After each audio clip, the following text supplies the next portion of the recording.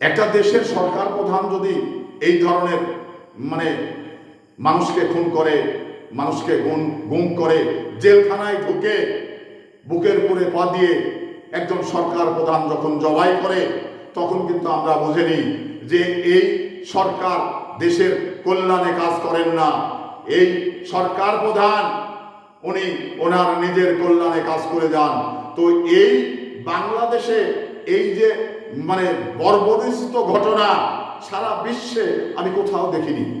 সারা বিশ্বে এই ধরনের নজিরবিহীন ঘটনা আমি কোনো জায়গায় ঘটতে দেখিনি। শুধুমাত্র ছোট্ট একটি বাংলাদেশ, আর এই বাংলাদেশে এই সমস্ত বর্বরোচিত ঘটনা জন্ম দিলেন তথাকথিত এই খুনি হাসিনা।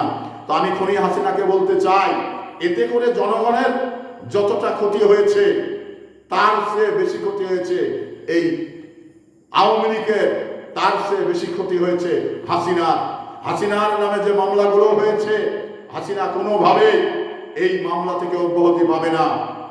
আওয়ামী লীগের নেত্রী হাসিনা এই মামলা থেকে আর কখনো বাঁচতে পারবে না।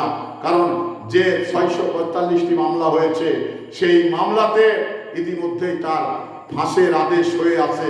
শুধু বাংলাদেশে আমরা, বাংলাদেশের মানুষ হাসিনাকে ওয়েলকাম জানাবো যদি বাংলাদেশে আসে।